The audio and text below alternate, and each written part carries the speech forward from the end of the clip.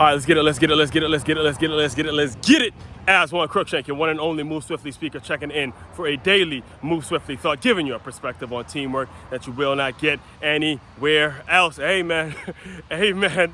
We got to talk about it. We got to talk about recording this April 2nd, 2024, the morning after probably the most epic, one of the most epic, I will, at least in my lifetime, I'd say the most epic night in women's college basketball history. The only time I could think of a night like last night in terms of just the attention the sport was getting was back when Skylar Diggins was taking out the big mighty UConn a couple years ago, back when I was actually still in college around that time. And, that was a big night because of the press and, the amount of people, the amount of eyeballs that were on the game and things like that. So it was a great night in women's college basketball. But I could already feel it. I could already hear it. I could already see you guys in the comments. I could already feel Black America ready to play the victim role, ready to, oh my God, it's so sad, I can't believe Angel Reese is crying, and I could already feel it. So let's just talk about it. Let's just break the whole thing down, and let's just be 100%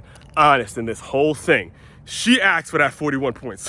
She asked between her son. Here's the thing about the whole situation, all right? I picked LSU to win because, again, Angel Reese is from Maryland, and again, the DMV cats, when you see DMV guys, whether DMV guys or ladies doing big things in sports, I'm always going to support the DMV. I'm always going to support the people from Maryland regardless. But I will be 100% honest with you, man. I was happy that Iowa won that game because I've been on teams. I know the feeling of losing a championship and then the opposing team just sticking it up your ass. I mean, just sticking it. Have to watch a whole 365 days of it. A whole year goes by where you're just feeling it, just feeling the knife. Twist and twist and twist. I've been on Iowa type teams that have been able to come back the next year, get the dub, and I mean, there's no better feeling. So even though I did pick LSU to win, I was low-key very happy for Caitlin Clark and Iowa to get that dub because at the end of the day, we got to be 100% honest.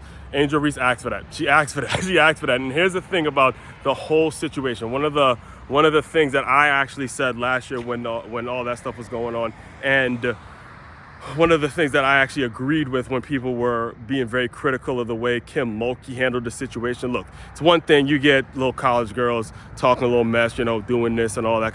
It's one thing to get that. You're going to get that. That's college kids. That's what they do. They talk shit. They make mistakes. We as coaches, all right, what 𝐇𝐎𝐒 needed to do is the same thing my coach would have done, which is, hey, look, we won the game. We don't need to do all that. We just pull her aside and say, look, we don't need to be rubbing it in and throwing your ring finger in her face and all that kind of stuff. We don't need to be doing that. All right. And let's be honest again, we celebrated her for that. We celebrated for her for her showboating. We didn't celebrate Angel Reese because she won a championship. We celebrated, I'm telling you right now, we celebrated her because of the showboating, because of the NIL bag, because of all the fame. I'm telling you right now, be careful of that fame. All right. This is not just a Angel Reese lesson that happened last night. This is a life lesson. This is a lesson for everyone that is in the sports entertainment world. Watch out for that fame, man. Watch out for that fame.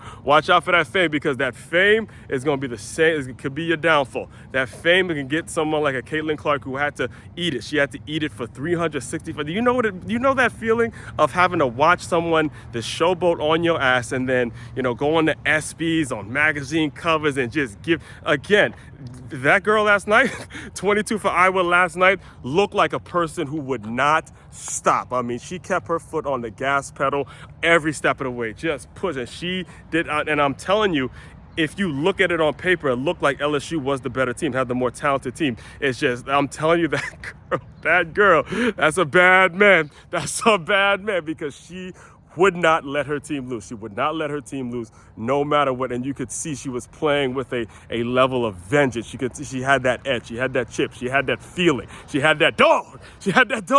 And not only did she have the dog, but if you really watched the game, if you saw towards the end, you knew that the Iowa fans were going to give Angel Reese a whole lot of shit. But you saw Caitlin Clark, hey, look at the Iowa bench, look at the Iowa stand and say, no, cut that. We're not doing that. We're going to win with class. We're going to lose with class, and we're going to win with class. And that's the way it should be. So at the end of the day, look, She asked for it. She asked for it in. This is why coaching matters. This is why parenting matters. This is why, again, in this age, in this space of NIL and all that kind of stuff, if you're going to be that person, if you're going to let athletes be exploited the way we exploited Angel Reese over this past year, you got to have a manager. You got to have someone coming in her and say, hey, look, you got to cut all that shit out, man. All that fame and all that, you got to cut it out because of what happened last night when it comes to how you saw it in her face. I called it out last year. I felt it. I felt it last year to the point where it's like, look, I think she's a great player. I know she could have improved her free throws. She didn't do the best on the free throws. But at the end of the day, I feel like Angel Reese played a really great game.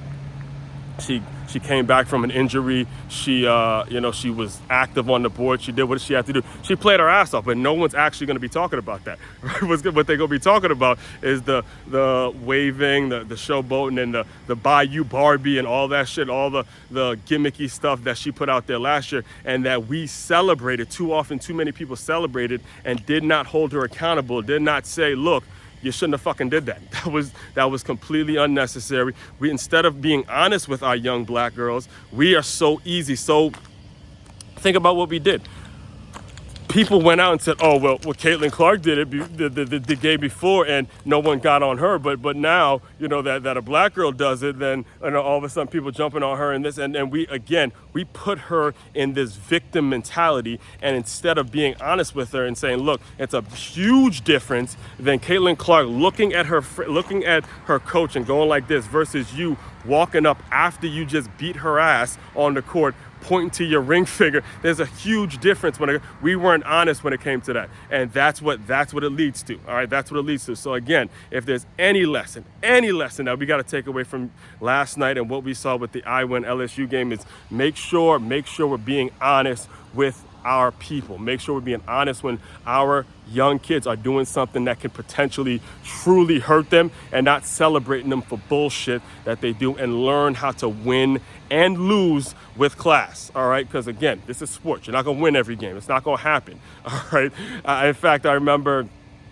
And I'll close you out with this. Because this is, again, it's why. In fact, this is why I'm picking. I'm gonna just go on a limb here. I might be wrong when I say this, but I'm picking UConn to beat Iowa next week, only because I feel like that win was so sweet last night for Iowa. I don't know if they can come back down to beat a very hungry UConn team. All right, and that's what it's like. This is why I've been a fan of Gino Auriemma for years, and the way he runs his program, and the way, again, you see great players just humble, winning, going out, doing their thing every single day, winning with a very blue-collar mentality. And that's the way it should be. That's what teaches the life lessons that you're going to be needing as you're going out and you're building your families and you're building your careers and you're thinking about the things that you want to do after sports. Again, because that fame ain't going to be there forever. That fame is not going to be there forever. And we as adults, we as the people that have been through these games and have been observers of these games, we got to be the people that rails people and keeps athletes from being exploited.